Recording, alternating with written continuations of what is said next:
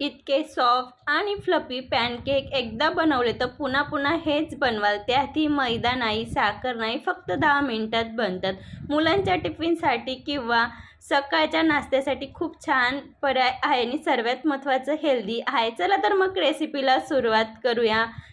सर्वप्रथम इथं मी एक काचेचा बाउल घेतलेला आहे आणि खास करून ह्या रेसिपीसाठी आपण जराही कढई, ओव्हन कशाचाही वापर न करता बनवणार आहोत आणि सर्व साहित्य आपल्याला मोजूनच घ्यायचं आहे। जर तुम्ही पहिल्यांदा जरी बनवत असाल आणि मोजून साहित्य घेतले की जराही रेसिपी फसणार नाही।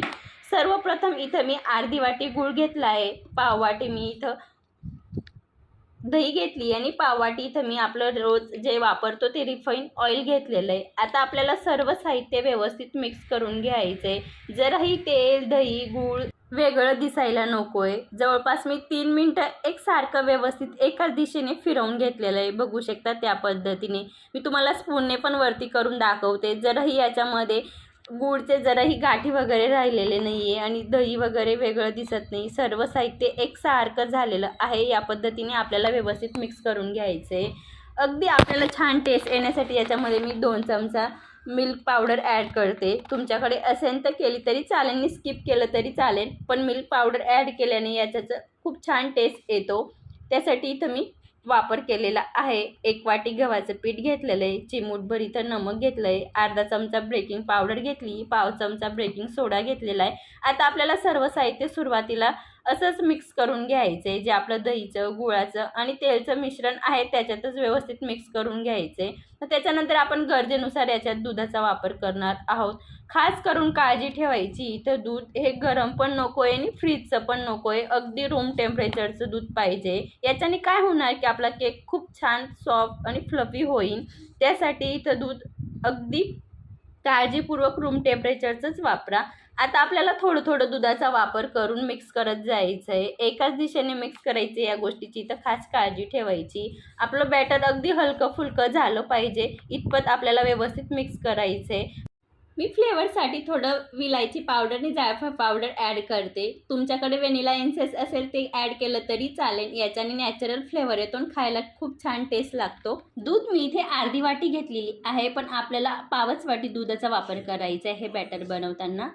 बघू शकता त्या पद्धतीने आपल्याला थोडं थोडं दूध करून ॲड करून या पद्धतीने बॅटर बनवून घ्यायचं आहे। बॅटर छान पद्धतीने बनवून झालेलं आहे, साईडला ठेवून देऊया। आता गॅसकडे वळूया।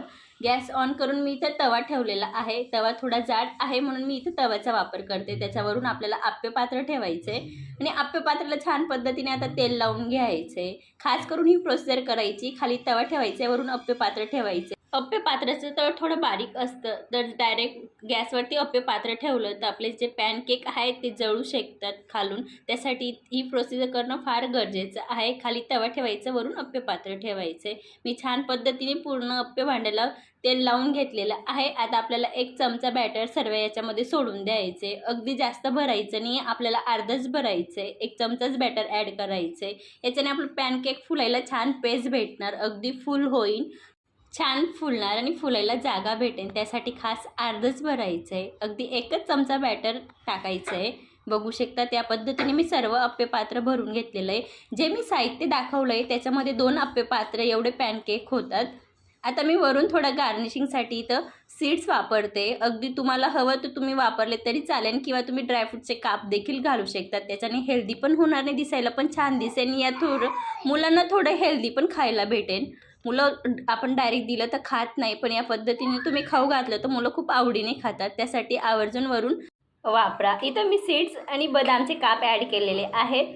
आता वरून झाकण ठेवून मी 7 मिनिटं लो फ्लेमला स्टीम करून घेणार आहे। बघू शकतात 7 मिनिटानंतर दाखवते, थोडं नॉर्मल स्टिकला लागलेलं आहे। तर परत आपल्याला 2 मिनिटं झाकण ठेवून परत वाफ काढून घ्यायची। बघू शकतात सुरुवातीपासून तर शेवटीपर्यंत मिनिमम 7 मिनिटं बेक व्हायला टाईम लागतो, पण मी तवा थोडा जाड यूज केला आहे तर मला 9 मिनिटं लागलेले। कमीत कमी बेक करण्यासाठी 7 मिनिटं लागायला पाहिजे, तेव्हा छान बेक होतात। आणि हाय फ्लेमला केले तर खालून जळू शकतात, छान होणार नाही। बघू शकता तिथं आपले आप्पे पॅनकेक बनवून तयार झालेले आहेत। किती सॉफ्ट, स्पंजी आणि अगदी न कोणतंही गिल्ट करता स्वतः बी खाऊ शकतात आणि अगदी मुलांना पण देऊ शकतात। मी तुम्हाला इथे एक कट करून पण दाखवते, आतून किती सॉफ्ट, किती छान कलर आलेला आहे। रेसिपी आवडली असेल तर फ्रेंड सर्कल, फॅमिली सर्कलमध्ये शेअर करा। चॅनलवर नवीन असाल तर चॅनलला सबस्क्राईब करा। ही रेसिपी तुम्ही ट्राय केली तर तुमचा अनुभव माझ्यासोबत नक्की शेअर करा. अशाच मस्त आणि जबरदस्त रेसिपीसोबत भेटूया. तोपर्यंत धन्यवाद.